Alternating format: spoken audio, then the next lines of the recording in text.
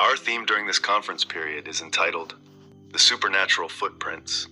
This teaching will be given by the priesthood goalkeeper, the Bishop Samuel Bonganga Nipamuda, in the Swahili language, but interpret in English and French by our technical team to help the whole world to reach this great teaching, which begins today on May 17th, 2025. The imprints of the supernatural evokes the idea that supernatural elements or manifestations leave traces or marks visible in our reality. These imprints, which are evidence, effects, and consequences of interactions with supernatural phenomena. This theme explores the way in which the supernatural influences, modifies, or leaves a trace in the tangible world, arousing curiosity or fascination. This theme also invites us to reflect on the presence or possible interaction between the visible world and invisible or mysterious realities. So welcome to the big world of the supernatural with the priesthood's goalkeeper, the Bishop Samuel Bonganga Nipamuda. Man's thought and imagination are the center of his spirituality. If the devil seeks to destroy man, he begins by destroying his system of thought and reasoning. This is where spiritual battles are based. The Apostle Paul says, "We overthrow the arguments and lofty ideas raised against the knowledge of God, and we take every thought captive to the obedience of Christ." 2 Corinthians chapter 10, verses 5 to 6. This is to help you understand the dimension in which the supernatural takes root. Once your system of thought and reasoning is manipulated and becomes misguided, the entire system of your spiritual life is destroyed. Your thoughts and reasoning will be filled with baseness and stupidity. When you speak, people do not consider you, and your words lose their power. But the serious thing is, you yourself will not know that you are acting and doing things like a fool in the eyes of others. You will be wise in your own eyes. This stupidity will only increase the ego and pride in your heart.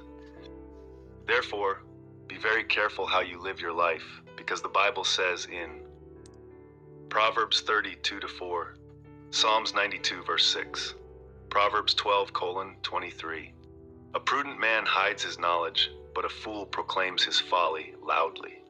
The devil was cast down to heaven just because he thought he had elevated his throne above the throne of God, just in his mind without even taking action. Isaiah 14:12-13, you said in your heart, I will ascend into heaven. I will exalt my throne above the stars of God. I will sit on the Mount of Assembly in the farthest north. The woman with the issue of blood had brought about her deliverance through your thought, saying to herself, if I but touch his garments, I shall be healed. Mark 5:25-31. How spirits communicate with human beings. Spirits do not have words, speech, or verbs, but they communicate through thoughts. Many people often have difficulty communicating with the spirit world because they believe that the spirit world functions like the physical world. The spirit world is based on thoughts. It is in thoughts that the transfer of data and revelations takes place. Communication between humans and spirits takes place through thoughts. Thought is the basis of spiritual communication. The more you think, the more you communicate, and the more you communicate through your thoughts, the more you invite spiritual beings. This is why your thoughts can attract evil spirits or good spirits. It all depends on the quality of what your thoughts produce. The Bible speaks to us about adultery through our thoughts in Matthew chapter 5, verses 27-28. But I say to you that everyone who looks at a woman to lust after her has already committed adultery with her in his heart. He also says in Matthew 15, verse 11, it is not what goes into the mouth that defiles a person, but what comes out of the inside, this defiles a person. You are the fruit of your thoughts. You are the reflection of what your thoughts produce. Any words that are not aligned or that do not comfort your thoughts will never have power or concrete effects. It is the quality of your thoughts through the dimension of their energy that gives effect to your words. Any words that are not accompanied by strong thoughts are words of the fool, like clashing cymbals. In the spiritual dimension, the body does not matter. When you buy peanuts, what do you eat of the peanuts? It is the peanuts that are inside, but what do you do with the skin? You throw it away. The true part of man is the soul. That is why the body dies easily, because they do not know that the life of the body is the soul, where the thoughts of man are found. The body is completely at the mercy of thought. You focus much more on the body, which is merely a shell, but you focus less on your soul. The soul is often considered the intangible element that represents the very identity of a human being. 1.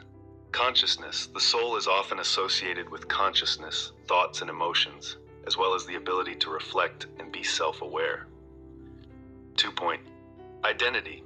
It plays an essential role in the construction of personal identity and individuality.